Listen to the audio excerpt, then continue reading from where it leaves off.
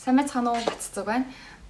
Миний хувьд өнгөрсөн 2 жилийн хугацаанд Батцэг Booktube гээд сувг ажиллаулдаг байсан. Тэрэн дээр уншсан номынхаа товчлолыг оруулдаг. Тэгээд 2 жилийн хугацаанд ажилласан боловч өнгөрсөн 7 оны хагас өдрийн өглөө санаатай бөгөөд санамсаргүй байдлаар өөрийнхөө сувгийг устгахчихсан. Уул нь яг зорилго нь бол төр хугацаанд хаах ёстой гэж агаад тэгээд санамсаргүй санаатай байдлаар сувгаа устгахчихсан. Тэгээд хагас өдөр устгаад хагас өдрийн хойроо яанаа устгасан сувгаа яаж нээх вэ гэдээ маш олон арга барилаар хайж үтсэн боловч өөрөө яг устгасан учраас дахиж сэргийх боломжгүй мэлээ. Тэгээд бүтэн сая өдөр болохоор за ингээд тэр сувгаа 2 жилийн хугацаанд ингээд тасралтгүй хөтлсөний хүчин дээр 62 мянган сав болгочоод одоо тэгээ дахиад эхлэн гэж бас юу авах вэ гэж бодоод бүтэн сая өдөр за ингээд бүр болиё гэж бодсон боловч нэгд өдөр за ингээд дахиад эхлэе. Дахиад эхлэх болно штэ гэж бодоод нэгд өдрөөс дахиад эхэлсэн шинэ сувг маань энэ байгаа. Тэгээд юм гэдэг чинь уусаа хоёр талтай штэ тий. Тэгээд энэ өнгөрсөн 2 жилийн хугацаанд арай гिच нэг 62 мянган сав болгосон сувгаа нэг өдрийн дотор устгацсан гэдэг нь бол мэдээж муу тал. Гэхдээ сайн тал бас байлаа. Тэгээд сайн тал нь юу вэ гэхээр одоо ингэ өөрөө уншсан номын товчлолыг оруулдаг учраас яг YouTube ингэ хөтлөх тусмаа маш хурдан ингэ уншдаг болсон байсан. Яг нөгөө номоо уншаад ойлгоод байгаа юм мэддэхгүй зүгээр уншиж дуусаад бичлэг болгож оруулаад уншиж дуусаад бичлэг болгож оруулаад тэгэл бичлэг болгож оруулсныхаа дараа нөгөө номныхаа талаар дахин бодхоос илүүгээр дахиад нэг шинэ номгаас худалдаж аваад тэр ном уншаад ерөн жоох ингэ би өөрөө юуны төлөө ингэ ном уншаад байгаа юм би учраа ойлгохоо болцсон байсан. Тэгээд одоо ингэ бичлэгээ устгаад өнгөрсөн бичлэгүүд маань ингэ юу ч байхгүй болсон шүү дээ. Тийм учраас уншсан номоо дахиж ингэж уншаад яг зөв ойлгосон байна уу, зөв ойлгоогүй байна уу гэдээ дахиад уншаад тэр номынхаа талаар дахиад оруулсан ч гэсэн нэг юм хоёр ярьж гэсэн үг шүү дээ. Яагаад гэвэл өнгөрсөн бичлэгүүд маань байхгүй болчихсон учраас тийм болохоор бас ингэ сүүлийн үед айгуу гоё уншсан номнуудаа дахиж уншаах боломжос олдчихээн. Сайн тал бас байна. Тэгээ миний хувьд ерөнхийдөө бол ер нь хувь нэмштэй ном уншдаг. Тэгээд энэ удаа ч гэсэн ер нь ямар номоор ингэ бичлэг болгож оруулах вэ гэдэг номнуудаа ингэ нийлүүлээд хараад ижсэн аахгүй юу. Тэгсэн чинь хувь нэмшлийн ном дээр чинь номын зохиолч нар нь нас хөөс ажил мэргэжлийн хувьд ингэ дандаа өөр төрлийн хүмүүс байгаа шүү дээ тий. Тэгсэн нэг тэр ном дээр нийтлэг зүйлээс нь ихэнх номон дээр нь ер нь хувь нэмшлийн номны ихэнх номон дээр даалт ухамсараа эхлээд өөрчлөө. Бодлоо эхлээд өөрчил, даалт ухамсараа эхлээд өөрчил, тэгжиж бодит байдал чинь өөрчлөгдөн. Даалт ухамсараа өөрчлөхгүйгээр бодит амьдралаа ингээд өөрчлөх гэж дайрах нь бол боломжгүй маа гэд бичсэн. Тэгээд урд нь болохоор тэр номуудыг уншихдаа даалт ухамсараа эхлээд өөрчлөх хэрэгтэй юм байна. Тэгвэл даалт ухамсараа яаж өөрчлөх вэ гэж харж уншдаг байсан байхгүй юу? Даалт ухамсараа яаж өөрчлөх вэ гэдэг дээр яг фокус өгж уншдаг байсан. Тэгээ энэ удаа болохоор урд нь нэг ном л уншихдаа даалт ухамсараа өөрчлөх хэрэгтэй юм. Би тэгвэл даалт ухамсараа яаж өөрчлөх вэ? Нэг ном уншихдаа. Энэ удаа болохоор ингээд уншсан нэлээд хэдэн номнуудаа бүгднийг ингээд зэрэгцүүлээд тавьчаад харж байсан чинь бүгдэн дээр нь даалт ухамсараа өөрчлөлт. Тэгээ бүгдийг нэг хараа гайхаад тэгвэл яагаад даалт ухамсараа өөрчлөх хэрэгтэй юм? Яагаад энэ номны амжилтанд хүрсэн өөр өөрсдийн салбарын амжилтанд хүрсэн өөр нас хүсний өөр мэрэгчлээ энэ хүмүүс бүгдээрээ эхлээд даалт ухамсараа өөрчлөх гэж хэлээд байгаа юм болоо. Урд нь бол яагаад гэдгийг ингээд ойлгохгүйгээр зүгээр энэ хүмүүс даалт ухамсараа өөрчлөх гэдэг юм чинь даалт ухамсараа өөрчлөх хэрэгтэй. Тэгж даалт ухамсараа өөрчлөхийн тулд би яах ёстой вэ гэж уншсан бол энэ удаа яагаад энэ олон өөр төрлийн хүмүүс даалт ухамсараа өөрчлөх гэж уншаад байгаа юм болоо гэж бодоод тэгээд тэгж асуулт тавиад ингээд харсан чинь өөрийнхөө хэмжээнд хариулт олсон. Өнөөдрийн бичлэгтэр даалт ухамсарын талаар 3 зүйлийн талаар ярих болно. За нэгтгэн болохоор даалт ухамсар гэдэг нь яг яагаад чухал юм бэ? Яагаад тэр өөр төрлийн номон дээр бүгдэн дээр нь даалт ухамсар хамгийн чухлаа гэд нэгтгэх дээр нь дандаа даалт ухамсарыг яриад байгаа юм бэ? Даалт ухамсар яагаад чухал юм бэ? За хоёр дахь нь даалт ухамсараа яагаад өөрчлөх ёстой юм бэ? Яагаад өөрчлөх ёстой юм бэ? За даалт ухамсар мэдээж чухал юм байна. Даалт ухамсар ашиглах хэрэгтэй юм байна. Гэтэ яагаад бид нэр өөрчлөх ёстой юм? Өөрчлөлгээд юм гэдэг чинь даалт ухамсар маш их хүчтэй ч гэсэн өөрчлөлгээд юм гэдэг чинь бид нэр тэр даалт ухамсараа буруу талаар нь ашиглаад байна гэсэн үг шүү дээ, тий? Тэгэхээр яагаад тэгвэл ихэнх хүмүүс даалт ухамсарын тийм чухал хэрнээ бидний даалт ухамсар юу нь яагаад юм сөрөг юм бэ?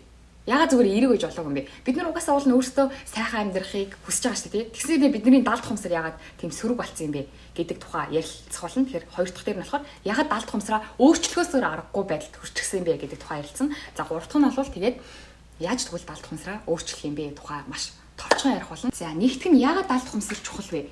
Уул нь даалт ухамсар хийхээс илүү бидний амьдрал дээр бодит амьдрал дээр минь өөрчлөлт гарахын тулд үйлдэл хийх ёстой шүү дээ, тий? Бодлоо өөрчлөхөөс илүү үйлдэл хийх хэрэгтэй. Хичнээн толгойн дотроо сайхан зүйл бодоод мөрөөдөд исэн ч гэсэн бодит амьдрал дээр ямар үйлдэл хийж байна гэдгээс шалтгаалаад бидний амьдрал үүлийн маань үр гэдэг шиг ямар үйлдэл хийсэн бэ гэдгээс шалтгаалаад үр дүн гардаг шүү дээ, тий? Тэгтэл яагаад тэр амжилттай хүрсэн хүмүүс эхлээд бодлоо өөрчлөө, даалт ухамсараа өөрчлөө гэдэг юм бэ гэсэн чинь бидний үйлдэл болохоор өдөр тутамдаа хийдэг үйлдэл маань 70-80% нь зуршлын дагуу үйлдэгддэг гэж хэлдэг шүү дээ, тий. Зуршлын номнор дээр өдөр тутамдаа бид нэр өглөө босоод би шүдээ угаахгүй гэж бодохгүй зүгээр л автоматар шүдээ угаадаг. Тэгэл өглөө автоматар хоолоо иддэг, автоматар ажилдаа явдаг ч гэдэг юм уу. Өдөр тутмын хийдэг үйлдэлүүд маань 70-80% зөвхөн зуршлын дагуу үйлдэгдэг гэдэг шүү дээ, тий. За тэгвэл энэ зуршил гэдэг зүйл нь юун дээр тогтож бий болт юм бэ гэсэн чинь бидний итгэл дээр тогтож бий болт юм гинэ. За жишээ нь би шүдээ угаах нь зөв. Өглөө босоод шүдээ угаах нь зөв гэсэн надад итгэл үнэмшил байгаа учраас би юу ч бодохгүйгээр өглөө босоод шүдээ угааж байгаа. За гэтэл хин нэгэн хүн надад шүдний хоон дотор чинь хор байд юм бэлээ. Хор байдгаа гэж хэлчлээ гэж бодъё. Миний бүр бат суур тогтцсон шүдээ угаах нь зөв гэж тогтцсон тэр итгэл үнэмшил дээр маань нэг хүн тэрнээс өөр итгэл үнэмшил юу гэж штэ тий. Шүдний хоон дотор хор байдгаа. Тэгэхээр чи өдөр болго ингэ шүтээ угаах юм бол чиний бие чинь хортно гэсэн өөр бодол орж ирлээ гэж бодъё. Тэгхийн бол би одоо 20 хэдэн жилийн турш тасралтгүй өглөө басаа шүтээ угаадаг байсан бол гинт өөр мэдээлэл орж ирэх юм бол би шүтээ угаахтаа эргэлзэж эхэлнэ шүү дээ, тий. Яг шүтээ угаах нь зөв үү? Үнэхээр энэ оон дотор хор байдаг бол би шүтээ угаасаар байх нь зөв үү гэсэн юу нөлөө орж ирнэ, тий. Тийм учраас бидний одоо яг өнөөдрийн ингэж хийж байгаа үйлдэлүүд юм аа 70-80% бидний тэр өөрөө ч мэдлгүй суур тогтцсон итгэл үнэмшилтэй бий болж байгаа. Тэгэхээр юу гэсэн үг вэ гэхээр таны өнөөгийн байгаа энэ амьдрал чинь таны өнгөрсөн хугацаанд хийж ирсэн үйлдэлүүдийн чинь үр дүн. Гэхдээ тэр үйлдэлүүд чинь болохоор таны суур бат итгэлээр чинь үндэслэгдээд бий болдог. Тэгэхээр өнөөдөр чинь байгаа амьдралдаа та хэрэв сэтгэл хангаламж, өнөөдрийн байгаа амьдралаасаа таны ирээдүйн амьдрал чинь хэрэв өөр байгаасаа гэж хүсч ивэл өнөөдрийн хүртэл хийж ирсэн үйлдэлүүдээ өөрчлөх хэрэгтэй шүү дээ, тий. Гэхдээ хүн гэдэг амьтан үйлдэл хийхдээ яг энэ үйлчлэг би хийх нь зөв үү, хийх байх нь зөв үү гэж огт бодолгүйгээр өөртөө суур байгаа итгэл үнэмшил дээрээ дагаж үйлдэлээ хийдэг. Тэгэхээр ирээдүгээ та өөрчлөхийн тулд мэдээж бодлоо биш үйлдэлээ өөрчлөх хэрэгтэй боловч тэр үйлдэлээ өөрчлөхийн тулд та өөрийнхөө суур итгэл үнэмшлийг өөрчлөх хэрэгтэй болно гэсэн үг шүү дээ, тий. Тийм учраас хувийн нөхцөл номыг ер нь ямар хүн уншд юм бэ? Мэдээж одоо байгаагасаа илүү дээр амьдрахын тулд өөрийгөө хөгжүүлэхийн тулд өөрийгөө өөрчлөхийг хүсэж байгаа хүмүүс хувийн нөхцөлийн ном уншдаг шүү, тий. Тийм учраас номын зохиолч, хувийн нөхцөлийн номын зохиолч нар одоо байгаа амьдралаасаа ирээдүгээ өөрчлөхийг хүсэж байгаа бол та өнгөрсөн хугацаанд хийж үзээгүй өөр зүйлийг хийх хэрэгтэй. Гэхдээ өөр зүйлийг хийхдээ үйлдэлээ хүн нэг удаа, хоёр удаа өөр шин зүйлийг туршиж үзэж болох ч гэсэн суур дээр бат итгэлээ өөрчлөхгүйгээр хүн өдөр тутмын амьдралаа өөрчлөх боломжгүй. Жишээ нь нэг удаа би дасгал хийлээгээд би маш гой булчинтай алчихгүй. Нэг удаа би хичээл залаа гэд агуул лектор болж чадахгүй шүү дээ, тий. Тэр зүйлийг маш олон удаа багаар сайжруулж тэр зүйлээ олон удаа дахин давтан хийж үр дүн гарна, тий. Тийм учраас хувийн хөгжлийн номон дээр та үнэхээр яг бодит өөрчлөлт гаргаад амьдралдаа өөрчлөлт гаргахыг хүсэж байгаа бол нэг зүйлээ маш олон удаа давтаж хийх хэрэгтэй болно. Тэгэж давтаж хийхийн тулд та тэр зүйлийг хийх нь зөв. За мөн тэр зүйлийг хийснээр бодиттой үр дүн гарна гэсэн танд суур бат итгэл үнэмшил байх ёстой. Хүн угаасаа бат итгэл үнэмшил дээрээ дагаж хүний үйлдэл өөрчлөгдөв юм аа. Эхлээд үйлдэлээ өөрчлөх боломжгүй. Эхлээд итгэл үнэмшлээ өөрчлөх хэрэгтэй. Итгэл үнэмшлээ өөрчилчих юм бол таны үйлдэл аясаараа өөрчлөгдөнө. За түрүүний жишээн дээр хэлэхдээ би 20 жил тасралтгүй амаа угаас ирнэ. Хин нэг хүн шүдний онцод ч хор байдгаа тийм ч бас амаа угааж болохгүй гэсэн мэдээлэл өгөх юм бол тэрнээс нь болоод би 20 жил хийсэн үйлдэлээ эргэлзэж эхэлнэ шүү дээ, тий. Яг үүнтэй адилхан. Тэр таны суур итгэл үнэмшил чинь таны үйлдэлийг өөрчлөх болно. Тийм учраас суур итгэл үнэмшлээ өөрчлөх хэрэгтэй. Өөрөөр хэлбэл даалт ухамсараа өөрчлөх хэрэгтэй гэдэг юм байлээ. За яагаад даалт ухамсар чухал вэ гэдэг дотор хоёр дахь нь болохоор бидний тархин дотор RAS гэж зүйл байдаг. Энэ болохоор зорилго биелүүлэгч гэж бас энийг нэрлэдэг. Тэгээ хүний биеийн энергийн 20% дангаараа зөвхөн тархи ажилуулдаг. Бидний тархи бол маш залхуу. Яагаад гэвэл энерги хэмнэх хэрэгтэй шүү дээ, тий. Тархийг ажилуулдаг юм бол хамаг энерги маань зарцуулчих учраас бидний тархи бол өөрөө аль болохоор бага ажиллахыг хичээдэг.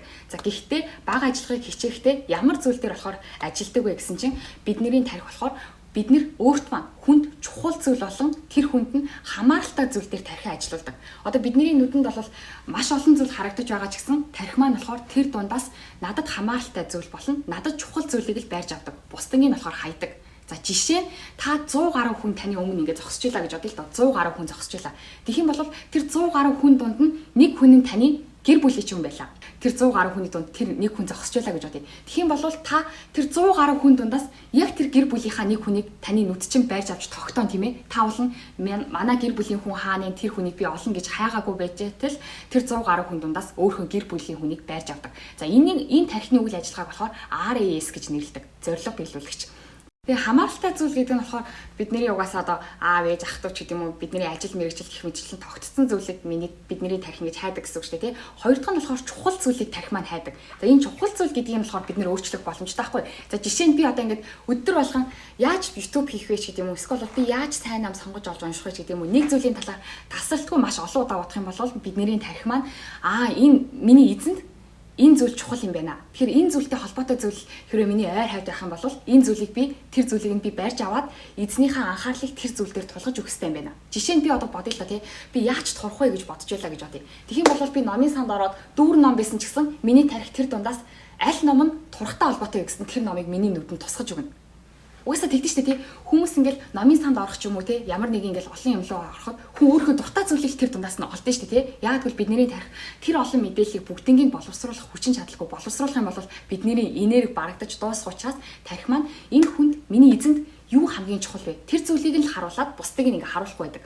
Тэгэхээр далд хумсартай холбоотой номон дээр болохоор бидний тарих угаасаа ингэж ажилтдаг учраас та тодорхой давтамжтайгаар тарихандаа надад юу чухал вэ? Би юу хийх хүсэж байна гэдгээ тарихандаа давтамжтайгаар хэлэх хэрэгтэй. Тэгхийн бол таны тархичин тэр олон зүйл дундаас танд хамааралтай зүйлсүүдийг тань руу татах болно. Жишээ нь баян ядуу номон дээр хэлдэг штэ тий. Ядуу хүмүүс бол ямар нэгэн зүйлийг авахыг хүсэх юм бол ядуу хүмүүс шууд би энэ зүйлийг авч чадахгүй гэж хэлдэг.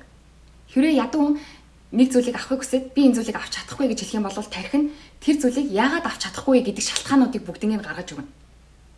Зүгээр л тарих нь шууд авч чадахгүй гэх юм бол тарих нь авч чадна штэ гэдэг аргыг биш. Авч чадахгүй гэд эзэн амаараа хэлчих юм бол тарих нь шууд яагаад авч чадахгүй гэдэг аргуудыг тарих нь хэлж өгнө. Харин баян ядуу юм дээр бас тэгдэг те. Баян хүмүүс бол ямар нэг зүйлийг авахыг хүсэх юм бол би энэ зүйлийг яаж авах вэ гэж асуудаг.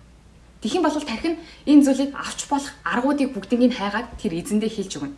Тэгээд баян ядуу номон дээр ядуу хүн бол би энэ зүйлийг авч чадахгүй гэж хэлэх зуршилтай байдаг.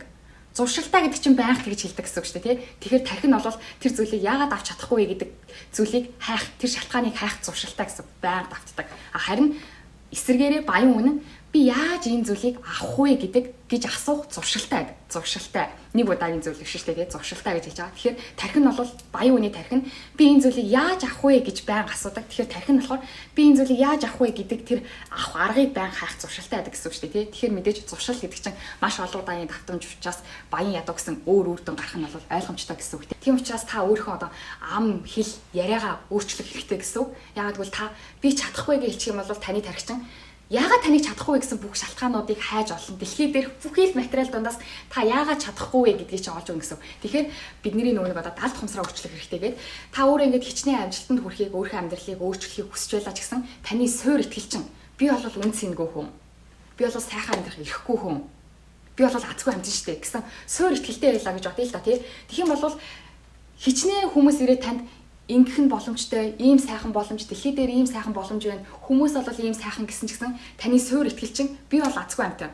Хүмүүс бол новш, би сайхан амьдрах боломжгүй гэсэн итгэл байх юм бол хичнээн хүмүүс өөр зүйл танд хэлсэн ч гэсэн та тэр итгэлийнхаа дагуу үгүй штэ. Хүмүүс бол новш, би бол азгүй амтай штэ гэсэн дэлхий дээрх бүхий л мэдээллүүдийг аваад базаад энэ хүнд одоо хариу барина гэсэн үг штэ тий. Тийм учраас хууны өгшлийн ном дээр хамгийн түрүүнд даалд хумсраа өөрчлөө гэдэг нь зүгээр одоо бодол билнэ гэсэн хий олсон зүйлийн талаар яриаггүй. Таны тарихтай холбоотой, таны тарихынд RES гэсэн үйл ажиллагаа байдаг. Энэ нь болохоор та юунд итгэн, та нэг зүйл итгэх юм бол тэр нь та яагаад итгэх ёстой вэ гэсэн шалтгаануудыг таны тарихчин олж өгдөг. Тийм учраас та одоо байгаа нөхцөл байдлаа өөрчлөхийг хүсэх юм бол эхлээд тэр итгэл үнэмшлээ өөрчлөх хэрэгтэй. Энэ нь болохоор таны тарихтай холбоотой гэдэг нь болохоор хоёр дахь нь. Яагаад далд хумсар чухал вэ гэдэг дотроо гурав дахь нь болохоор бидний тархин дотор толин нейрон гэж зүйл байдаг. Энэ толин нейрон гэдэг зүйл нь бид нар бусад хүний амьдралыг харахаараа одоо нэг зовж байгаа хүнийг харахаараа ч юм уу те би өөрөө зовж байгаа юм шиг мэдрэмж төрдөг. Нэг баярлж байгаа хүнийг харахаараа би өөрөө баярлж байгаа юм шиг мэдрэмж төрдөг. За энийг болохоор шинжлэх ухааны туршилтаар болохоор нөгөө сармагчингийн тархийг туршиж агаад баталсан юм байлээ. Нэг сармагчин ингээд банан идэхээрээ ингээд тархин дотор ингээд үйл ажиллагаа явагддаг юм л да. Ингээд аз жаргал ялгараад дуртай юм идэж байгаа учраас сармагчин тий. Тэгсэн чинь яг ингээд сармагчингуудын тархийг ингээд зургийг нь авч ирсэн чинь нэг сармагчин банан идээгүй жиж яг банан идэхэд төрдөг, банан идэхэд ажилтдаг тэр хэсэг нь ингээд ажиллаадсан. Тий гайхаад нөө эрдэмтэд нь харсан чинь тэр сармагчин болохоор өөр банан идэж байгаа сармагчныг банан идээг байгаа сармагчин харсан хэрнээ тэр сармагчин дотор ингээд үйл ажиллагаа явуулсан. Тэгэхээр юу гэсэн үг гэхээр тэр сармагчин өөрөө банан идээг байсан ч гэсэн банан идэж байгаа сармагчин харах юм бол тэр хүний тэр сармагчингийн дотор нь банан идэж байгаа юм шиг мэдрэмж төрж ин гэсэн үг шүү дээ тий. Тэгээд эрдэмтэд сармагчгийн тарих ингэж ажилт юм байна гэд тэгээд тэрнээсээ илүү одоо халиад тэлээд хүний тархийг судлаад үзсэн чинь хүний тархин дотор ч гэсэн толин нейрон гэж зүйл байдаг. Толин нейрон, толчин ойж харагддаг зүйлийг толь гэж хэлдэг шүү дээ. Тэгэхээр бидний тархич гэсэн яг тэр сармагчгийн наригтай адилхан ажилтдаг гинэ. Бид нар ч гэсэн ад жаргалтай байгаа хүнийг харахаараа баяртай байгаа одоо чи гонигтай байгаа хүнийг харахаар өөрийн мэдлгүй гониглал зарим хүнийг инээхэр дагаж инээгээл уйлахаар дагаж үлдэн штэ тий. Энэ болохоор бидний тархин дотор байдаг тэр толин нейрон гэдэг зүйлтэй холбоотой юм гинэ. За тэгэхээр энийг тэгвэл далд ухамсартай яаж холбож ойлгох вэ гэхээр жишээ ингээ бодоод үзье. Жишээ нь би хүүхэд байхасаа эхлээд миний ойр хавьд бизнес хийдэг хүмүүс маш их байсан. Тэр бизнес хийдэг хүмүүс бүгдээрээ маш амжилттай байгаа. Тэгэх юм бол би өөрөө бизнес хийх гэж мөрөөднө. Тэгээ бизнес хийх юм бол амжилттай болно гэсэн бат итгэл байгаа. Тэгээ бат итгэл дээрээ төлрөөд амжилтанд одоо бизнес хийж эхлэн гэсэн үг шүү дээ тий. Харин эсвэргээрээ миний ойр хавьд байсан хүмүүс бүгдээрээ зүгээр одоо ажилчид за дээрэс нь бизнес хийгээд ихэлсэн ч гэсэн дандаа бүтлгүүцсэн хүмүүс яхах юм бол би өөрөө бизнес хийж чадахгүй гэсэн үг шүү дээ. Яагаад гэвэл тэр хүмүүсийн амьдралыг нь хараад би өөрийнхөө амьдралыг тэр хүмүүсийн амьдралыг хараад би өөрийнхөө амьдралаа гэж бодож байгаа. Жохон уршчлаа. Тэгэхээр энэ толин нейрон гэдэг зүйлийг яаж ашиглах вэ гэхээр ерөнхийдөө бол бус хүний амьдралыг хараад би өөрийнхөө амьдралыг тийм ээ гэж итгэдэг гэсэн үг шүү дээ бидний тархичин. Тэгвэл энийг яаж далд хумсраа өөрчлөлтөд ашиглах вэ гэхээр хэрвээ таны одоо өнөөдрийн амьдрал хэрвээ тань таалагдахгүй байгаа бол та өнгөрсөн хугацаанд иймэрхүү амьдралтай хүмүүсийг маш их харж ирсэн гэсэн үг. Тэгэхээр та ирээдүйд тэгвэл далд хумсраа өөрчлөхийг хүсэж байгаа бол та өөрөө ирээдүйд ямар амьдралаар амьдрахыг хүсэж байгаа юм бэ? Яг тийм амьдралаараа амьдарчихсан хүмүүсийн түүхийг маш сайн унших хэрэгтэй гэсэн. За жишээ нь урсгал сүрэгч гэж ном дээр байдаг. Тэр ном дээр болохоор та ирээдүгээ өөрчлөхийг хүсэж байгаа бол яаж өөрчлөхийг хүсэж байна? Та одоо ямар нөхцөл байдалд байна? Мөн таны хүрэхийг хүсэж байгаа амьдрал чинь ямар амьдрал юм бэ? Тэгээд таны байгаа энэ нөхцөл байдлаас тэр ирээдүйн амьдралд ч гэсэн хүрчигсэн хүний 50 түүхийг уншаа. Тэгхийн бол таны даалт ухамсараа өөрчлөгдөх болно гэж хэлдэг. Тэгээ энэ бол маш бас үр дүнтэй арга. За яагаад тэгвэл даалт ухамсараа өөрчлөх ёстой юм бэ гэдэг талаар ярилцъя. За даалт ухамсараа өөрчлөхөд бас өөрчлөх 3 шалтгаан байгаа. За нэгдүгээр нь бол бидний тарих маш залхуу гэж хэлсэн шүү дээ тий. Өөртөө хамааралтай чухал мэдээллийг авч үлдээд чухал бус мэдээллийг бүгднийг хайдаг мартдаг гэсэн. За тэгвэл тархинд ямар мэдээлэл чухал юм бэ? Эерэг мэдээлэл тархинд чухал уу эсвэл сөрөг мэдээлэл тархинд чухал уу? За жишээ авч үзье л да тий. Танд нэг хүн хэллээ. Тэр гол дээр очиод загас бариад нэг хүн баяжсан. Загас бариад айгүй их загас баригдаад баяжсан гэж нэг хүн танд хэллээ. Нэг хүн тэгсэн чинь тэр гол дээр очиод загас барьж исэн хүн тэр голтоо одоо живээд өгсөн ч юм уу эсвэл тэр голоос нь матар гарч ирээд матар гарч ирээд тэр загасчныг бариад идсэн гэж хэллээ гэж бодъё. Тэгвэл таны тарих энэ хоёр мэдээллийн алийг нь цээжлэн гэж бодож байна. Үгсэн тэр матарнд идүүлээд өгсөн эсвэл бол загас барьж байгаа живээд өгсөн гэсэн тэр мэдээллийг цээжлэн. Яг адилхан нэг хүн танд тэр гол дээр загас барьж байгаа загас аягүй их баригдаа тэр хүн баяжсан штэ гэж хэлсэн мэдээллийг таны тарих чинь цээжлэх үү? Яагаад гэвэл уул нь тэр одоо ингэ баяжсан ч гэдэг юм уу тэр одоо амжилтанд хүрсэн хүний мэдээлэл нь танд илүү хэрэгтэй шүү дээ тий эерэг мэдээлэл нь гэвч таны тарих болохоор тэр сөрөг мэдээллийг цээжлэн. Яагаад вэ гэхээр бидний тарихынд болохоор бидний амь нас маш чухал. Амьтай маань холбоотой чухал зүйл. Тэгэхээр танд одоо ингэж амжилтанд хүрсэн гэдэг мэдээлэлээс илүүгээр хүн өгцөн байна. Тэр хүн бүтлгүүцсэн байна гэдэг мэдээллийг нь таны тарих авч үлднэ гэсэн. Яагаад гэвэл тэр нь чухал учраас. Тэгэхээр өнгөрсөн хугацаанд та одоо ингэ өнгөрсөн хугацаагаа бодох юм бол ад жаргалтай байсан үеэс ч илүүгээр сөрөг зүйлсүүд ингээд таны толгоонд орж ирнэ. Гэхдээ сөрөг зүйлсүүд таны толгоонд орж ирнэ гэдэг чинь таны өнгөрсөн амьдрал сөрөг зүйлсээр дүүрэн байсан гэсэн үг биш. Эсвэргээрээ таны тархичин эерэг зүйлсүүд нь таны амь настаа тийм шууд хамааралтай биш учраас тэднийг мартчихсан. Харин сөрөг зүйлсүүдийг нь таны амь настаа холбоотой учраас таны тархич угаасаа байж болох бүхий сөрөг зүйлсүүдийг сөрөг зүйлс нь их том байх тусмаа тэр нь таны амь настаа холбоотой учраас тэр зүйлсүүдийг чинь хадгалчихсан гэсэн үг. Тэгэхээр бид нэр одоо насанд хүрчихсэн хүний хувьд ухамсартайгаар тэр сөрөг мэдээллүүдээ өөрчлөх хэрэгтэй гэсэн үг шүү дээ тий. За хоёр дахь нь болохоор ихэвчлэн хүний даалт ухамсар 1-3 нас хүртэлх. Тэр үед бол даалт ухамсарын суурь маань бат тогтдیں۔ Гинэ 1-3 нас хүртэл. За тэгвэл бодоод үзье. 1-3 нас хүртэл та ямар мэдээллийг ихэвчлэн сонссон бол 1-3 нас хүртэл тэр жоохон байхад та аав ээжээс ямар үг сонссон бол за бүр эсрэгээр хүүхдтэй хүмүүс бодох юм бол 1-3 наслах хүртэлх хүүхдтэй та ямар мэдээллийг өгөх вэ? Ингэж болохгүй, тэгэж болохгүй, ингэж болохгүй, тэгэж болохгүй гэсэн мэдээлэл өгнө шүү дээ, тий? Бити гүүгээдий бүдрээд ончин. Тог цахилгаанаас хол вэ? Юу ч бити хий чи чамд аюултай. Яг бол хүүхдэд нь угаасаа аюултай учраас дандаа болохгүй гэсэн мэдээллийг өгнө шүү дээ, тий? Тийм учраас одоо насанд хүрсэн хүмүүс бол шин зүйл туршихаасаа айдаг шалтгаан нь бүр тэр жоохон бахт нь аав ээж хорин дандаа болохгүй гэсэн мэдээллүүдийг өгсөн учраас том болцсон насан туршсан шин зүйл туршихаас айдаг, олон хүний өмнө гарахаас айдаг. Энэ айдаг зүйлсүүд нь бага наснд нь байхад аав ээж нь дандаа болохгүй гэж хэлдэг байсан. Гэхдээ та одоо ингээд ухамсартайгаар одоо насан туршсан үнийг бодоод үзэх юм бол бага ахт чинь аав ээж хоёр чинь ах トゥ өнөр чинь таныг болохгүй гэж хэлсэн таны төлөө хэлсэн шүү дээ тий. Гэхдээ тэр зүйлс нь одоо насан туршсан үнийг таныг шин зүйл хөдөлгөт чинь шин зүйлийг шинээр туршихад чинь танд саад болж байгаа. Тийм учраас ихэвчлэн одоо энэ насан туршсан хүмүүс амжилтанд хүрэхтэн саад болдог зүйл нь болохоор суур ихтгэл үнэмшил нь ингээд дандаа болохгүй гэсэн зүйлсүүдийг сонссон учраас шин зүйлийг туршиж чаддаггүй. Тийм учраас амжилтын одоо номон дээр хэлэхдээ дандаа та өөрчлөгдөх хэрэгтэй. Яагаад гэвэл таны 1-3 нас хүртэлх багт тогтсон тэр даалд ухамсар чинь дандаа болохгүй гэсэн үгээр дүүрэн байдаг. Тийм учраас ухамсартайгаар та тэрийг өөрчлөх хэрэгтэй. Учраас хамгийн түрүүнд даалд ухамсараа өөрчлөх хэрэгтэй гэж хувь нөхлийн номон дээр хэлдэг юм байна. За даалд ухамсараа заавал өөрчлөх ёстой 3 дахь шалтгаан нь болохоор саяны 2 мэдээлэлээр үндэслээд бодоод үзье те. Бидний тарих эерэг сөрөг мэдээлэл тэнцвэртэй байсан ч гэсэн тэр дундаас нь сөргийг нь хамж авч сонсдог. За тэгснээ бидний даалд ухамсар ихэнх нь бат бүр гүн суурь нь 1-3 нас хүртэлх хугацаанд тогтдог. Тэгэхээр даалд ухамсараа яагаад өөрчлөх ёстой вэ гэдэг чинь энэ хоёрыг нийлүүлээ бодоод үзэх юм бол 1-3 нас хүртэлх миний амьдралд тохиолдсон хамаг сөрөг зүйлсүүд нь миний бат итгэл болоод тогтсон гэсэн үг шүү дээ тий. Тэгээ бодоод үзэх юм бол ихэнх хүмүүс одоо траума ч юм уу сэтгэл зүйн ингээд асуудалтай хүмүүсийг хараад үзэх юм бол жоохон бахта аав ээж хоёроос сонссон үгээсээ болоод гомдсон ч юм уу тий. Аав ээж хоёр нь маш их хайртай байсан ч гэсэн өөрт нь өдөр болгон хайртай гэж хэлдэг байсан ч гэсэн нэг өдөр гинт аав ээж хоёр нь амар уурлал уураа барьж чадахгүй үхэж гэлчтэй гэж бодъё.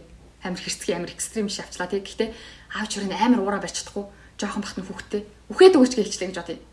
Тэгхийн болвол тэр өнгөрсөн хугацаанд аав ээж нь хайртай шүү гэж хэлсэн нь ямар ч холбоогүй хамааралгүйгээр тэр хүүхдийн даалд ухамсарт нь аав ээж нь үхэж гэлчих юм бол тэр хүүхдэд даалд ухамсарт нь би бол үн цэнгүй. Би бол амьдрах одоо үн цэнгүй. Би цаашдаа амьдрах шаардлагагүй хүн гэсэн бат итгэл үүсчихнэ гэсэн. Тэгээд ийм бат итгэл үүсчих юм бол тэр хүүхдийн амьдралд маш олон гэрэл гэгээтэй зүйл одоо маш олон боломж тохиолдсон ч гэсэн тэр боломжуудыг атгахгүй. Яагад бол би угаасаа амьдрах үн цэнгүй юм чинь. Тэр боломж миний боломж биш хаа гэж бодно гэсэн. Тэгэхээр бид нэр даалд ухамсараа заавал өөрчлөх хэрэгтэй гэсэн үг шүү дээ, тий. 1-3 нас хүртэлх хугацаанд маань юу тохиолдсныг бид нэр санахгүй. Гэхдээ санахгүй ч гэсэн тэр дундаас хамаг байдаг сөрөг зүйлсүүдийг нь бидний тарих хамж аваа цээжилчихсэн. Тэгэхээр та ирээдүгээ одоо таны байгаа амьдрал чинь танд хэрвээ таалагдахгүй жоохон өөрчлөе гайг болгоё гэж хүсэж байгаа бол өнгөрсөн хугацаанд тань дотор үүссэн тэр мэдээллүүдээ тэр ихтгэл үнэмшлүүдээ өөрчлөх хэрэгтэй гэсэн үг шүү дээ тий. Ядж яхад нь хамаг сөрөг ихтгэл үнэмшлүүд тогтцсон гэсэн үг. Тийм учраас амжилтанд хүрэх хувийн хөгжлийн номнор дээр та даалд ухамсараа өөрчлөхгүйгээр ирээдүгээ өөрчлөх боломжгүй. Та өдөр тутамдаа хийдэг үйлдэлээ өөрчлөхийн тулд тэр үйлдэл чинь буруу ихтгэл үнэмшилтэй бий болчихсон. Тэгээ та ихтгэл үнэмшлээ өөрчилж ижил ирээдүйд таны үйлдэл чинь өөрчлөгдөнө гэдгийг хүлээн зөвшөөрөөд даалд ухамсараа өөрчлөх хэрэгтэй гэж хэлдэм байна.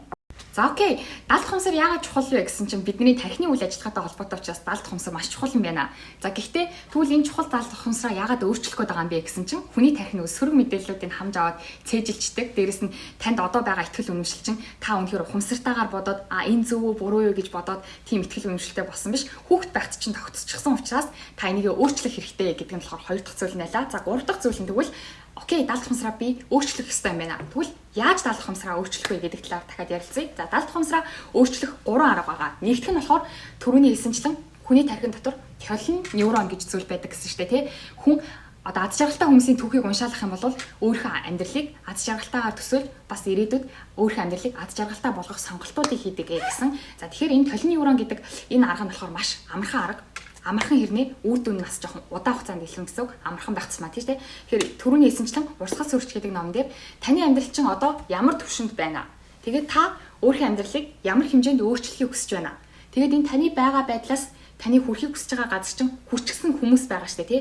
Тэр хүний 50 түүхийг 50 өөр хүний түүхийг та унших юм бол таны даалд ухамсар чинь аяанда өөрчлөгдөж эхэлнэ. Ягаад гэвэл таны толгойн дотор чинь толин нейрон гэсэн зүйл байдаг. Тэгэхээр та унших явцдаа болохоор захс ийм юм гэж байдаг ч юм уу байдгүй ч юм уу шал худлааштай гэж бодож магадгүй. Ягаад гэвэл таны суурь итгэл чинь өөр гэсэн үг шүү дээ тий. Тийм учраас та нэг дахь түүхийг уншихдаа зас шал худлаа гэж уншина. Хоёр дахь түүхийг уншихдаа азар ийм юм болсон юм болоо да. За гурав дахьт нь нэрээ ийм юм биш үү үстэй. Гэх мэтчлэнгээр таны даалт хумсар чинь баг зэрэгээр өөрчлөгдөн. Тэгэхээр эхлээд унших тусам таны итгэл үнэмшилтэй өөр зүйл таны тархинд орж ирж байгаа учраас таны тархи чинь суур итгэл үнэмшил чинь бол зоолттой шууд эсэргүүцэн. Гэхдээ 4 дахь, 5 дахь, 6 дахь, 7 дахь түүхийг унших тусам таны даалт хумсар чинь аяандаа өөрчлөгдөөд 50 дахь түүхийг уншихтаа болохоор та yes би ч гэсэн чадна гэсэн итгэл үнэмшилтэй болж таны даалт хумсар өөрчлөгдөнө гэж урсгал сурагч нам дээр хэлсэн байдаг. Тийм учраас та одоо ямар амьдралтай байна? Таны очихыг хүсэж байгаа амьдрал чинь ямар амьдрал вэ? Тэр амьдралд чинь нэгэнд хүрчихсэн үний 50 түүхийг уншаараа гэдэг нь болохоор даалт хумсраа өөрчлөх маш энгийн амархан арга. За даалт хумсраа өөрчлөх хоёр дахь арга нь болохоор маш хурдан үр дүнгээ үзүүлэх хурдан арга. Гэхдээ хэцүү. Энэ аргыг сүмээс сурсан яа. Хурдан хэрнээ үр дүнтэй. Гэхдээ бас хэцүү арга. За энэ нь болохоор юу яах вэ? Эхлээд та өөрийгөө ингэж ажиглаж үзнэ. Тань ямар сөрөг мэдрэмж давтамжтайгаар илэрдэг вэ? Сөрөг мэдрэмж гэж болно, сөрөг бодол гэж болно. Тэрийг эхлээд олох хэрэгтэй. За жишээ нь та дандаа юмнаас ингээл айдаг ч юм уу, юу ч болоогүй ах чинь санаа зовдөг ч юм уу те. Гэхдээ тэр нь нэг удаа илэрхэж давтамжтайгаар илэрдэг. Зүгээр ээж байгаа л би амар сандраад идэг. Зүгээр ээж байгаа л айгаал идэг. Зүгээр ээж байгаа л санаа зовоод идэг ч юм уу. Ямар мэдрэмж танд давтамжтайгаар илэрдэг вэ? За эсвэл ямар бодол танд давтамжтайгаар илэрдэг вэ? За жишээ нь за би ч азгүй амтсан штэ. За би ч амжилтанд хүрнэ гэж юу ах вэ? Эсвэл бол аз гэж байдгүй юм. За эсвэл бол хороод их бол хэл хавлаар дүүрсэн ч гэдэм үү. Ямар тийм сөрөг бодол. За зарим хүнд бол би бол үн цэнэгүй амьдрах ирэхгүй гэх хүн гэсэн бодолч төрж магадгүй шүү дээ тий. Тэр бодол нь гэхдээ танд давтамжтайгаар ямар бодол илэрж байна? Ямар сөрөг мэдрэмж илэрж байна? Тэрийг эхлээд олох хэрэгтэй. Давтамжтайгаар илэрдэг. За давтамжтайгаар илэрдэг тэр бодлоо олчих юм бол үүнийхээ дараа болохоор эсрэг зүйлийг нь бичиж амаараа тунхаглах хэрэгтэй. За жишээ нь та өөрийгөө би бол үн цэнэгүй хүн гэсэн бодол ингээд тань давтамжтайгаар төрдөг байлаа гэж бодъё л да тий. Тэгхийн бол та өөрөө энийхээ эсрэг зүйлийг бичих хэрэгтэй гэсэн. Би бол үн цэнтэй хүн. Би одоо миний гадаа үзэмж ч юм уу, миний сурч мэдсэн зүйл ч юм уу, эсвэл миний өнгөрсөн амьдрал ямар байсан бэ гэдгээс үл хамааран би бол үн цэнтэй хүн. Би амьдрах хэрэгтэй хүн. Миний ирээдүйн амьдрал өнгөрсөн амьдралаас нь ямар ч холбоогүй. Би ирээдүйд үн цэнтэй амьдралаар амьдрах эрхтэй хүн гэж бичнэ. Тэг бичснийг амаараа тунхаглана. Тэгээ амаараа хизээ тунхаглах вэ гэхээр тийм сөрөг бодол таны толгонд орж ирэх болгонд амаараа буцаагаад тунхаглах ёстой. Би үн цэнэгүй хүн штэ гэсэн бодол танд төрлөө амаараа шууд би бол үн цэнтэй хүн. Миний өнгөрсөн хугацаанд миний амьдрал ямар байснаас үл хамааран би ирээдүйд үн цэнтэй амьдралаар амьдрах эрхтэй хүн гэж тунхаглана. Энэ бол маш хэцүү. Маш хэцүү. Хамаг энерги бардаг. Гэхдээ маш үр дүнтэй, хурдан үр дүнтэй. Түрүүний 50 түүхийг унших бол үр дүн удаан гарна. Харин толгойн дотор чинь тийм бодол төрөхөд яг тэр даруйн та буцаагаад тэр бодлоо үгүйсгээд байх юм бол мэдээж маш их энерги зарцуулна, ядаргаатай. Гэхдээ үр дүн нь бол маш хурдан илэрнэ. За сөрөг мэдрэмж төрдөг байж болно шүү дээ, тийм. Амар их ингээд юмд яардаг ч юм уу, сандардаг ч юм уу, айдаг ч юм уу. Тийм байдаг байлаа гэж бодъё л та, тийм. Жишээ нь одоо ингээд гэр бүлийнхаа хөлөө уцсаа, залглаа. Тэгсэн чинь нөгөө нь уцаахгүй. Төвлөлт шууд түгшил. Яана ямар нэгэн муу юм болцсон юм шүү дээ гэсэн ингэж төгшүр. Юу ч асаа хамаагүй дандаа ингэ төгшдөг айдаг хүн байлаа гэж бодъё л да тий. Тийм бол энэ хүмүүс болохоор яах ёстой вэ гэхээр жишээ нь би төгшөөд хэллээ.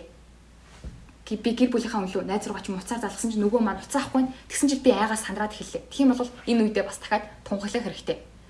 Би хин нэг хүн лөө залгасан чинь тэр хүн уцаахгүй байлаа гэд 100% тэр хүнд муу юм тохиолдсон гэсэн үг биш ээ. Яг энэ логикоор мэдрэмжээ өөрөө тархиараа удирдна гэсэн. Биш ээ. Завгүй болохоор уцаахгүй гэж болно. За бүр зүгээр уцаа алга болгосон ч бискот уцаа хаанд явснаа санахгүй гэж болж штэ тий. Тэгээд уцаахгүй гэж болно. Тийм учраас уцаахгүй гэдэг чинь яг муу юм болцсон гэсэн үг шээ гэж өөрөө мэдрэмжээ тархиараа удирдна. Мэдрэмж нь одоо сөрөг мэдрэмж ихтэй хүмүүс болов тэгж тархиараа мэдрэмжийг удирдах хэрэгтэй. Учир утгагүй айгаалах юм бол зүгээр ээжж айх хэрэггүй гэж ингэж тархиараа өөрийгөө удирдна гэсэн. Амаараа хэлэх хэрэгтэй. Гэхдээ толгойн дотроо бодсноос илүү амаараа хэлэх нь хэд дахин хүчтэй болохоор сөрөг мэдрэмж төрөх болно. Амаараа буцаагаад үгүйсгэх хэрэгтэй тэрийг. Харин сөрөг бодол төрдөг хүмүүс бол тэр бодлынхоо эсрэгийг амаараа бас хэлэх хэрэгтэй шүү дээ, тий. Энэ бол маш хурдан үр дүнтэй. Гэхдээ маш их энерги зарцуулдаг жоохон хэцүү арга. Гэхдээ үр дүнгийн хувьд бол бүр гайхалтай. За даалт хумсраа өөрчлөх 3 дахь арга нь бол бүр хамгийн чухал. 3 дахь нь хамгийн чухал. Сая бол би зүгээр өөрийнхөө мэддэг 2 аргыг хэлсэн шүү дээ, тий. Тавилан нейрон за мөн одоо танд сөрөг бодол төрөх юм уу сөрөг мэдрэмж төрөх юм бол энийг буцаагаад устгах хэрэгтэй гэдгийг болохоор зүгээр миний л мэддэг 2 арга шүү дээ, тий. Гэхдээ та бас судалж үзээд хар мянган арга гарч ирнэ даалт хумсраа өөрчлөх. Гэхдээ 3 дахь аргыг хэрэгжүүлэхгүйгээр та тэр хар мянган аргыг хэрэгжүүлээ гэдээ ямар ч нэмэргүй. Тэгэхээр 3 дахь арга нь юу вэ гэхээр давтамж. Хүний бат суур итгэл дээрээ үндэслээд хүн үйлдэл хийдэг гэсэн шүү дээ. Тэгэхээр энэ бат суур итгэл гэдэг бол нэг өдөр тогтдоггүй, нэг удаа тогтохгүй. Жишээ нь хамгийн түрүүнд бичлэгийн ихэнд ярьсан шүд угаах талаар ярьсан шүү дээ, тий. Тэгэхээр би 20 хэдэн жил би шүд угаах нь хүнд хэрэгтэй гэж итгээд 20 хэдэн жил би шүдээ угааж ирчээ. Хин нэг үү надад гинт нэг удаа шүдний он дотор хор байдаг штэ гэж хэлэхэд би эргэлзсэн штэ, тий. Зүгээр эргэлзэж хэлсэн. Би шууд итгээгүй, эргэлзэж хэлсэн. Тэгтээ тэр мэдээлэл дахиж надад миний тархинд орчихгүй бол би зүгээр урдны хараад шүдээ угаагаал явна гэсэн. Харин өдөр болгон нэг хүн надад баян өдөр болгон шүдний он дотор хор байдаг штэ, шүдний он дотор хор байдаг штэ. Шүдний оноос болоод хордож өгсөн хүний бодит жишээг ч юм уу хилээд ах юм бол би сүүлдээ ингээд 2 өдөр нэг удаа шүдээ угаадаг ч болдог ч юм уу, тий. Ер нь бол ингээд явсараа миний үйл өөрчлөгдөн гэсэн үг шүү дээ, тий. Яг гэвэл бат итгэлэнд өөрчлөгдөхийн тулд маш олон давтамжтайгаар орж ирэх хэрэгтэй. Тэгэхээр 3 дахь та хэрэг даалт хумсраа өөрчлөе гэж бодож байгаа, даалт хумсраа өөрчлөлт гэж өөрчлөхийг хүсэж байгаа бол давтамжтайгаар үзэх хэрэгтэй. Давтамжтайгаар сөрөг бодол танд давтамжтайгаар орж ирдэг, сөрөг мэдрэмж танд давтамжтайгаар орж ирдэг бол яг тэр хэмжээгээр нь буцаагаад тэрнээс нь бүр давуулж эерэг мэдээллээр тархиа дүүргэх хэрэгтэй гэсэн. Тэгэхээр таны тархичин байнга сөрөг мэдээллээр дүүрэн байдаг бол тэрийгээ та сөрөг эерэг мэдээллээр дүүргэж ижил даалт хумсраа өөрчлөх боломжтой гэсэн. Тэгэхээр жишээ нь миний хувьд болохоор энэ даалт хумсарт бол би айгүй итгэдэг байхгүй. Зүгээр даалт хумсарт итгэдгээ гэдэг чинь бодол биелийн алдгаа гэсэн шашны зүйл биш шүү дээ, тий. Түрүүний хэлсэнчлэн бидний тархин дотор RAS гэх зүйл байдаг. Дээрс нь хүний үйлдэлийн одоо 70-80% зуршлын дагуу бий болсон. Гэх мэтчлэнгээр тархин дотор маань юу байна? Тэрнээс нь шалтгаалаад би үйлдэл хийн, тэр үйлдэл нь үр дүн болно. Тэр үр дүн нь биний хувь тавиланг өөрчлөх учраас тархин дотроо би ямар мэдээлэл оруулах вэ гэдэг нь хамгийн чухал гэсэн үг шүү дээ, тий. Тэгээ би энэнд яг нэг итгэдэг. Тэгээ итгэдэг учраас миний хувьд бол сүүлийн 2 жил Facebook ашиглахаа болсон. Зөвхөн мессенжерийг бол ашигладаг. Гэхдээ Facebook-ыг бол сүүлийн 2 жил ашиглаагүй. Гэхдээ сүүлийн 2 жил би Facebook ашиглаагүй ч гэсэн энэ 2 жилийн хугацаанд би Facebook ашиглаагүй учраас энэ мэдээллээс хоцроод ийм азгүй байдалд хүрчлээ гэсэн удаа нэгч байгаагүй. Нэгч байгаагүй. Яг хөө мэдээллээс хоцорсон байдгийг та хүмүүс юм ярихад тийм үү мэдээгүй штэ гэсэн үе байдаг ч гэсэн би тэрийг заавал мэдэх ёстой байсан гэж харамсан үе 2 жилийн хугацаанд бол нэгч тохиолдоогүй. Гэхдээ 2 жилийн хугацаанд болохоор ингээд сөрөг мэдээллээс маш их өөрийгөө тусгаарсан гэсэн үг штэ, тий.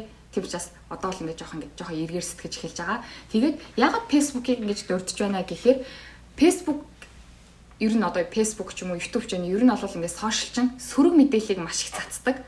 Тэгээ ягаад сөрөг мэдээллийг цацдаг вэ гэхээр хүний тархи угаасаа эерэг мэдээллээс илүү сөрөг мэдээлэл дээр анхаарлаа хандуулдаг. Ягаад гэвэл эерэг мэдээллээс илүү сөрөг мэдээлэл нь бидний амь настай шууд холбоотой, биднэрт аюултай учраас хүн сөрөг мэдээллийг бусдаагаа хуваалцдаг, цацдаг. Тэгээд бид нэр ингээд сөрөг мэдээллийг орууллаа. Тэнгүүд бид нэр сөрөг мэдээллийг бидний амь настай холбоотой учраас тэрийг бид нэр шеэрлэн штэ, тий. Тэнгүүд цаана нөгөө хиймэл оюун ухаан нь хүн биш хиймэл оюун ухаан тэр их ч удирдах байгаа штэ, тий. Хиймэл оюун ухаан нь тэр мэдээллийг ингээд хүмүүс цацаад шеэрлээд ах юм бол энэ мэдээлэл хүнд хэрэгтэй чухал мэдээлэл юм байна гэд бүр тэрийг нь цацаж өгнө. Тэгэхээр бөөндөө нийлээд хиймэл оюун ухаан хүн бүгдээрээ бөөндөө нийлээд сөрөг мэдээллийг дэлхийгээр нэг цацаж гин гэсэн үг штэ, тий. Тэгтэл хүн шийдвэр гаргахтаа өөрийнхөө толгойн дотор байгаа тэр сөрөг мэдээлэл дээрээ үндэстэй шийдвэр гаргах юм бол амжилтанд хүрэхэд байтгаа хэцүүдээ сэтгэл санааны хямралд орно шүү дээ, тий. Энэ амьдрал бол новшин байна гэж бодно шүү дээ. Тэгэхээр тийм учраас та даалгах хумсраа өөрчлөхийг хүсэх юм бол аль болохоор тархин дотор сөрөг мэдээллийг оруулах байх хэрэгтэй. Тэгээд сөрөг мэдээлэл орж ирсэн ч гэсэн, тий. Үнэхээр энэ хорвоо дэлхийн ер нь болж бүтгээ болцсон учраас ийм сөрөг мэдээлэл их байгаамаа гэж бодхоос илүүгээр хүн угаасаа сөрөг мэдээллийг их цацдаг. Эерэг мэдээлэл болохоор амь настай шууд тийм холбоогүй учраас сөрөг мэдээллийг цацж байгаа юм байна гэж бас өөрөө тархиндаа ингэж шүүлтүүртэйгээр тархилуугаа оруулах хэрэгтэй. Амьдрал бол новш гэдэг хүн нэгэн хэлсэн чинь тийм амьдрал бол новш гэж бодхоос илүүгээр энэ хүнд новшийн зүйл тохиолдсон байгаа юм байна. Аль эсвэл бол тэр новшийн зүйл нь бидний амь насанд холбоотой учраас энэ хүн цацж байгаа юм байна гэж шүүлтүүртэйгээр оруулах хэрэгтэй. Яагад гэвэл нэг л тархин дотор чинь орчих юм бол тэр нь итгэл үнэмшил болох юм бол тэр итгэл үнэмшил дээрээ суйрлал та ирээдүйнхаа бүх шийдвэрийг гаргаж үйлдэлээ өөрчлөх гэсэн үг шүү дээ, тий. Тийм учраас нэг юм ямар их олон тавтаж ярьд юм бэ гэж бодлохгүйгээр жоохон нуршчлаа өнөөдөр sorry. Гэхдээ даалт хумсар гэдэг нь болохоор тархин дотор юу та оруулж байна гэдгээс хамаарат таны ирээдүйн өөрчлөлт нь энэ болохоор зүгээр бодол биелээ олно гэсэн шашны зүйл биш, бидний тархины үйл ажиллагаатай холбоотой бүр шинжлэх ухаанаар батлагдчихсан зүйл учраас амжилтанд хүрэх хувийн нөхцөл ам дээр дандаа эхлээд даалт хумсраа өөрчлөлт гэж хэлдэм байна гэдгийг сүүлд ойлгосон. Тэгээд ягаад амжилтанд хүрсэн хувийн нөхцөл ам дээр бүгдэн дээр нь хамгийн түрүүнд алт ухамсараа өөрчлөлт гэж хэлдэг вэ гэхээр хий хоосон зүйлийн талаар яриад байгаа ш. Бидний тарихтай холбоотой учраас ингэж хэлдэм байна. За тэгээд дараагийнхаа бичлэгээр уулзъя баяр таа.